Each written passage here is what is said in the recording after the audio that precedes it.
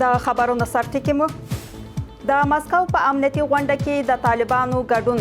د طالبانو د دفاع وزیر په داسې حال کې په دې غونډه کې ګډون کړی چې مسکو سوځله په افغانستان کې د زرګونو ترهګرو د حضور او فعالیت په اړه اندېښنه څرګنده کړې ده. با شمول 8 نفر از شهرشون از منجنسوس دورانش از ده. په پنجشیر کې له چاودنې وروسته د خلکو نیول. ځایي سرچینې وایي چې طالبانو له پروني چاودنې وروسته د دره عبدالله خیل په ولسوالۍ کې 8 اوسیدونکي نیولي دي. د طالبانو د عوایدو زیاتوالی. نړیوال بانک وایي چې د روان کال د اپریل په میاشت کې د طالبانو عواید له 15 سلنې څخه زیات لوړ شوی او د دوی له نیمایي ډیره برخه بودیجه پر امنیتي برخې لګول شوې ده. او د ایران پر ضد د امریکا نوي بریدونه. د امریکا پوځ وایي چې د ایران توغندیز مرکزونه او مین ایښودونکو کشتۍ پر مورچلو یې بریدونه کړي دي. سلامونه، وخت مو پخیر. د مو 8 بجو خبرو ته ښه راغلاست. نن سه شنبه 5 د خبرګولۍ چې برابرېږي 25 د می. اوس هم بشپړ خبرونه. زه سادیه طاهر یم. د مسکو نړیوال امنیتي فورم لومړۍ غونډه نن د طالبانو د استازي په ګډون پیل شوه. د طالبانو د دفاع وزارت وایي چې د دوی د دفاع وزیر محمد یعقوب مجاهد په دې غونډه کې د ګډون لپاره مسکو ته تللی دی. د روسیې د ملي امنیت شورا ویلي دی چې د نړۍ او سیمې له هیوادونو او نړیوالو سازمانونو څخه د 180 پلاوي دې فورم ته بلل شوي دي. دا په داسې حال کې ده چې د روسیې لوړپوړو چارواکو سوځله په افغانستان کې د ترهګرو د شتون په اړه اندېښنه ښودلې او ویلي دي چې د طالبانو تر واکمنۍ لاندې افغانستان کې زرګونه ترهګر د لسګونو ډلو تر چتر لاندې حضور او فعالیت لري. د مسکو د نړیوال امنیتي فورم 4 ورځنۍ غونډه نن د سیمې او نړۍ د امنیتي چارواکو په ګډون سره پیل شوه. دغه غونډه نن په مسکو کې ده او د جمعې تر ورځې به دوام ولري. د روسیې د ملي امنیت شورا اعلان کړی چې د سیمې او نړۍ له هیوادونو او نړیوالو سازمانونو 180 پلاوي د غونډې ته بلل شوي چې له دې ډلې 140 پلاوي د نړۍ له 140 هیوادونو استازیتوب کوي. طالبان هم د غونډې ته بلل شوي دي او د دوی د دفاع وزیر محمد یعقوب مجاهد په غونډه کې حضور لري. په خبره شوې اجنډا کې د سیمې او نړۍ امنیتي وضعیت او امنیتي اندېښنې د مسکو د نړیوال امنیتي فورم د خبرو اصلي موضوعات بلل شوي دي، خو تر اوسه په مشخص ډول نه دی ویل شوي چې د افغانستان په اړه به کومې خبرې وشي. د طالبانو د دفاع وزیر په داسې حال کې د غونډې ته بلل شوی چې مسکو په افغانستان کې د ترهګرو ډلو د فعالیتونو په اړه اندېښنې لري. له دې وړاندې د روسیې د ملي امنیت شورا منشي ویلي وو چې په افغانستان کې د 10 ترهګرو ډلو پورې اړوند له 18,000 څخه تر 23,000 پورې جنګیالي فعالیت کوي چې 3,000 د داعش ډلې پورې تړاو لري. هغه ویلي چې داعش خراسان څنګه د طالبانو اصلي سیاسي او ایډیالوژیک سیال بلل کیږي. د روسیې د ملي امنیت شورا منشي همداراز افغانستان ته له سوریې څخه د ځینو جنګیالیو په ځانګړي ډول د غیر جنګیالیو د لیږد خبر هم ورکړی و.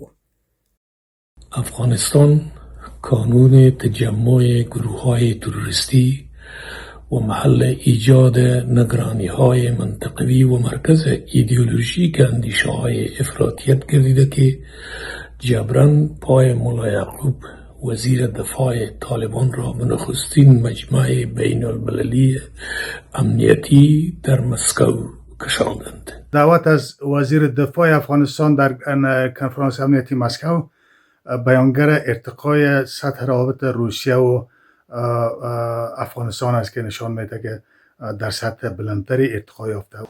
روسیه د نړۍ یوازینی هیواد دی چې د طالبانو واکمني په رسمیت پیژندلې ده، خو په ورته وخت کې د طالبانو تر واکمنۍ لاندې په افغانستان کې د ترهګرو ډلو د فعالیتونو په اړه تل اندېښنه څرګنده کړې ده.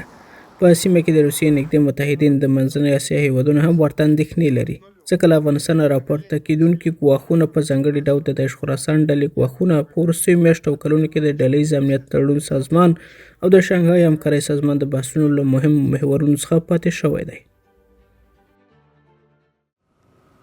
د پنجشیر یو شمېر اوسیدونکي وایي چې د دې ولایت په دره عبدالله خیل په ولسوالۍ کې له پروني چاودنې وروسته طالبانو د دې ولسوالۍ 8 تنه اوسیدونکي نیولي دي. د پنجشیر د اوسیدونکو په وینا د طالبانو لخوا پلټنې او پوښتنې روانې دي او د خلکو تګ راتګ هم تر سختې څارنې لاندې نیول شوی دی. د پنجشیر اوسیدونکي وایي چې پرون ماښام د دره عبدالله خیل ولسوالۍ د منجنستو په کلي کې له یوې چاودنې وروسته طالبانو د منجنستو او د پیټو کلیو 8 تنه اوسیدونکي چې 3 ښوونکي هم پکې شامل دي نیولي دي. د پنجشیر د اوسیدونکو په وینا د دره عبدالله خیل دغه سیمې تر اوسه پوځي حالت لري او پلټنې هم پکې دوام لري. با شمول 8 نفر از 6 دون از منجنستو دونش از دی از منجنستو دونش یکیش زمان نم داره یکیش نور زمان بیاده راست هم. پرون د امرالله صالح په مشرۍ زرغون بهیر دا وکړه چې د دې بهیر پوځي څانګې چې د شنی قطعې په نوم یادېږي د طالبانو د ځواکونو پر یوه موټر برید کړی دی. همدارنګه په هغې ویډیو کې چې د زرغون بهیر لخوا خپره شوې پر یوه موټر د برید صحنه هم ښودلې شوې ده. تر اوسه د طالبانو د تلفاتو په اړه څه نه دي ویل شوي او طالبانو هم په دې اړه څه نه دي ویلي. دیروز اهالی ساعت 6:30 بعد از دیگر منطقه منجنستو انفجار صورت گرفت. فضل خدا و کمک خدا 3-4 دونه تلفات داره. دیگه طالبان یک تعداد مردم رو بازداشت کردن و با خود بردن. یک 3-4 دونه زیرستند است. دیگه چند دونه مردم های ملکی رو بردن. دا په داسې حال کې ده چې تر دې وړاندې د طالبانو د بهرنیو چارو وزیر امیر خان متقي دا کړې وه چې په ټول افغانستان کې حتی یو مخالف خوځښت هم شتون نه لري. په ټول افغانستان کې یو مخالف حرکت نشته. په ټول افغانستان کې به تاسې نه اورېدلي چې په فلانۍ ولسوالۍ په فلاني ولایت کې مخالفین دي یا مرکز لري یا یو سیمه نیولې یا په پوسته حمله کړې یا په قومندانۍ کړې. دا شی نشته. صحیح سرچینې وایي چې طالبانو تر دې وړاندې هم په پنجشیر کې د دې ډلې پر ضد د شعارونو د لیکلو له امله په دره عبدالله خیل کې یو شمېر ملکي وګړي نیولي وو.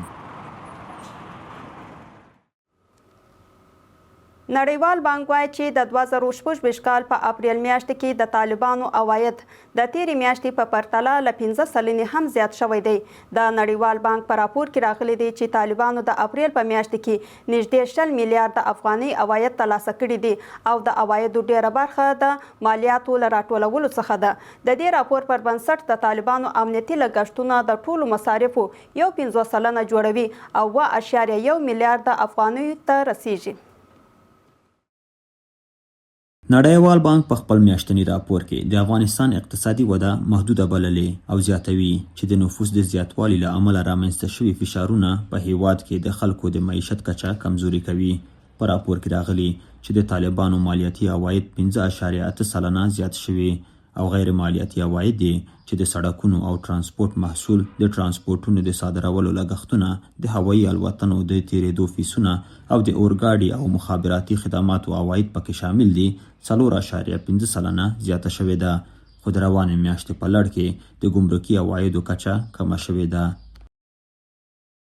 د اقتصادي چارو یو شمېر شنونکي په دې اړه وایي چې طالبانو په تیرو 4 کلونو کې د افغانستان ملي بودیجه پټه ساتلې او د دې احتمال ډیر دی چې ملي عواید د طالبانو لخوا ضایع یا په ناسمه توګه مصرف شي. شفافیت بودجه و نشر جزئیات مصارف اعتماد مردم، رشد اقتصادی و سرمایه گذاری تقویت میکنه. اما پنهان بودن بودجه و نبود شفافیت باعث کاهش اعتماد عمومی و نگرانی درباره نحوه مصارف عواید ملی میشه. در اقتصاد شفافیت ملی یکی از شرطهای اساسی رشد پایدار و جلب سرمایه گذاری می باشه. د نړیوال بانک د راپور په یو برخه کې راغلی چې د طالبانو امنیتي لګښتونه د ټول لګښت 50% جوړوي او 1.1 میلیارډ افغانیو ته رسیږي. په داسې حال کې چې د ملکی برخې او عامه خدماتو څانګې 4.9 میلیارډ افغانۍ چې د ټولو لګښتونو 9% جوړوي ترلاسه کړي دي. لبلې خوا د نړیوال بانک معلومات ښیي چې افغانستان د اپریل په میاشت کې د 1.1 میلیارډ ډالرو په ارزښت واردات کړي چې د تیر کال په پرتله 14% زیاتوالی ښیي. ایران، متحده عربي امارات او چین د افغانستان د وارداتو تر ټولو لوی سرچینې بلل شوي دي. د نړیوال بانک د راپور موندنې ښیي چې د اپریل په میاشت کې د افغانستان سوداګریز کسر د تیرې میاشتې په پرتله 3% زیات شوی او نږدې 1 میلیارډ ډالرو ته رسیدلی دی.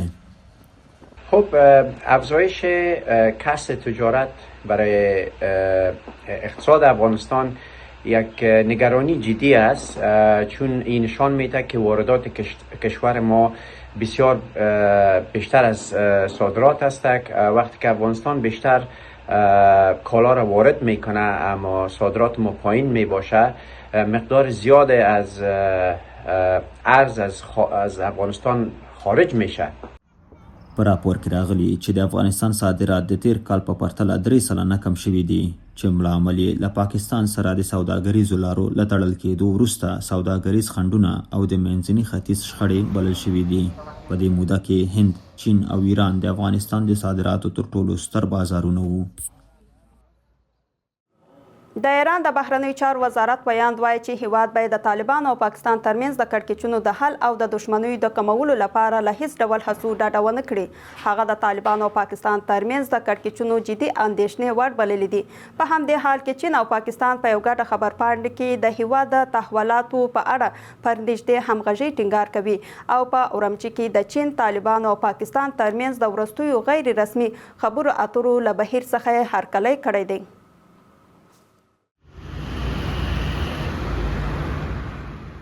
تهران د طالبانو او پاکستان ترمنځ د روانو کړکېچونو په اړه اندېښمن دی.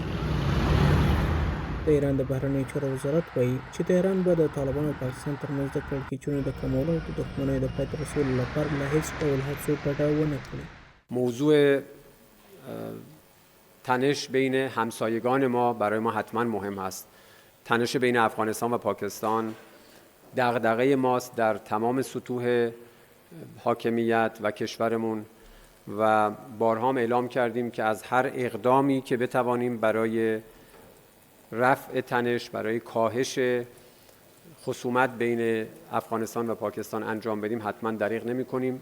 په همدې حال کې چین او پاکستان په یوې ګډې اعلامیې کې د افغانستان د تحولاتو په اړه د نږدې همغږۍ له دوامه خبر ورکوي او د افغانستان له خاورې د ټي ټي پي او نورو ترهګرو ډلو د نه فعالیت او نورو هیوادونو ته د دوی د ګواښونو د شنډولو پر اړتیا ټینګار کړی دی. ایرانی‌ها یک رابطه دارند اما یک حربه و ابزار فشار بالای پاکستانی‌ها و همچنان بالای طالبان داشته باشد، دو طرف مجبور بکنه به اینکه روی میز مذاکره بر بگردن، مسائل از راه گفتگو و صورت مسالمت آمیز حل و فصل بکنه وجود نداره. ایران حربه فشار کمتری بالای دو طرف داره و عنوان یک کشور فعال و بزرگ منطقه میتونه نقش میانجی دو طرف ایفا بکنه. دا په داسې حال کې ده چې تر دې وړاندې د پاکستان د بهرنیو چارو وزارت اعلان کړی و چې په پاکستان کې د ترهګریزو بریدونو لپاره له افغان خاورې کار اخیستل کېږي او اسلام آباد په دې برخه کې د طالبانو د ملاتړ یا سترګو پټولو په اړه اندېښنه لري. دغه وزارت ویلي تر هغه وخته چې له ترهګرو ملاتړ ونه درېږي د طالبانو په اړه به د اسلام آباد پالیسي بدله نشي.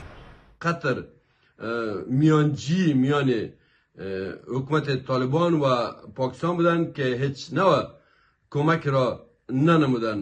فعلا که کشور ایران هم میخواهد که میانجیگیری نماید اما پاکستان باز هم مداخلات خودش را مینماید.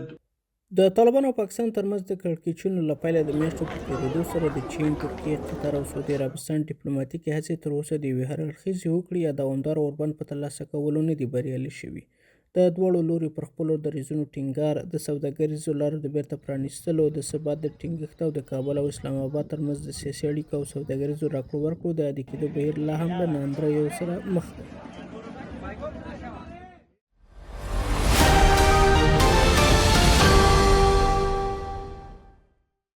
اوس هم سالنډ اقتصادي خبرونه. آیرلند د افغانستان له بشري صندوق سره 3.4 میلیونه ډالر مرسته وکړه. د ملګرو ملتونو د بشري مرستو د همغږۍ دفتر پر ایکس لیکلي چې دغه مرسته به بشري اقدامات پیاوړي کړي او په ټول افغانستان کې به تر ټولو اړمنو خلکو ته د مرستو په رسولو کې مرسته وکړي. د ملګرو ملتونو شمیرو ښودلي چې د افغانستان نږدې 22 میلیونه وګړي په روان زیږدیز کال کې بشري مرستو ته اړتیا لري. د پاکستان د جماعت اسلامي مشر د افغانستان او پاکستان ترمنځ د سوداګریزو لارو د بیرته پرانیستلو غوښتنه کړې ده. حافظ نعیم الرحمن د پاکستان او افغانستان د دواړو غاړو د قومي مشرانو او سوداګرو له ګډې کمیټې د جوړېدو وړاندیز کړی او زیاتوي چې دغه کمیټه د پچمن او نورو سیمو کې د لارو د پرانیستلو بهیر اسانه کړي. پاکستاني رسنیو د پاکستان د جماعت اسلامي د مشر له قوله لیکلي چې باید ځانګړي سوداګریزې سیمې وټاکل شي او د دغو سوداګریزو لارو د امنیت مسؤلیت قبایلو ته وسپارل شي.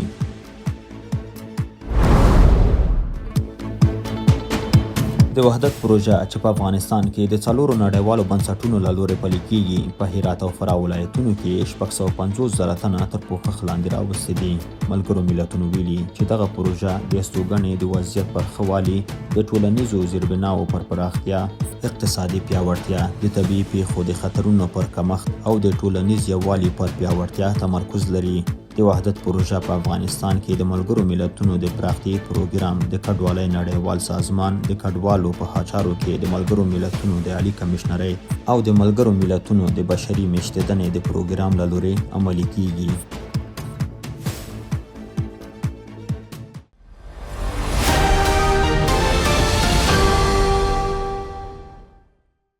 د هیواد په بازارونو کې د اسعارو بیه یو امریکایي ډالر 3.1 افغاني، یو یورو 2.1 افغاني، زر ایراني ریال 0.5 افغاني، زر هندي روپی 240 افغاني، یو د اماراتو درهم 12.22 افغاني، زر پاکستاني روپی 214 افغاني.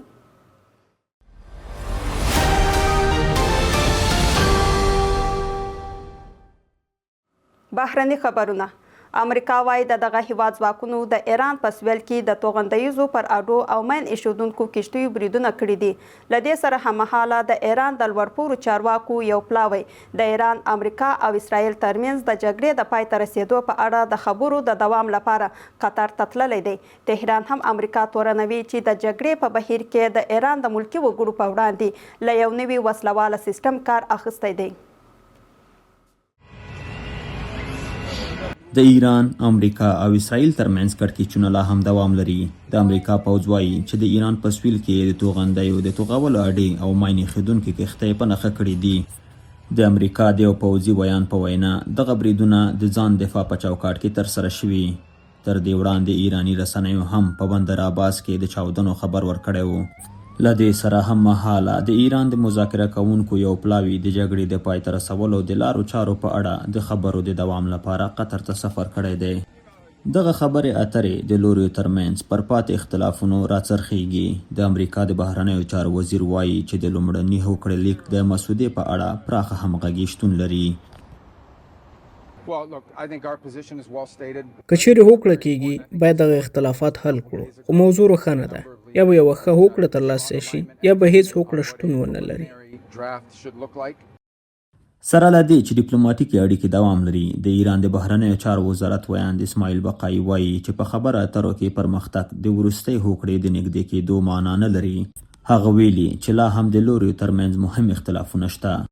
هغه امریکا د جنگي جنایت په ترسره کولو تورنوي او وایي چې د جګړې په لومړۍ ورځ پر یوه ورزشي سالون د امریکا توغندیز برید 40 کسان وژلي چې یو 2 کلنه نجلۍ هم پکې شامله وه. بل لور ته د امریکا ولسمشر ډانلډ ټرمپ وایي چې د جګړې د پای ته رسیدو لپاره هره هوکړه باید د سیمې د هیوادونو په ګډون ترسره شي. د هغه په خبره د سعودي عربستان، پاکستان او ترکیې په څیر هیوادونه باید د ابراهیم له تړون سره یو ځای شي.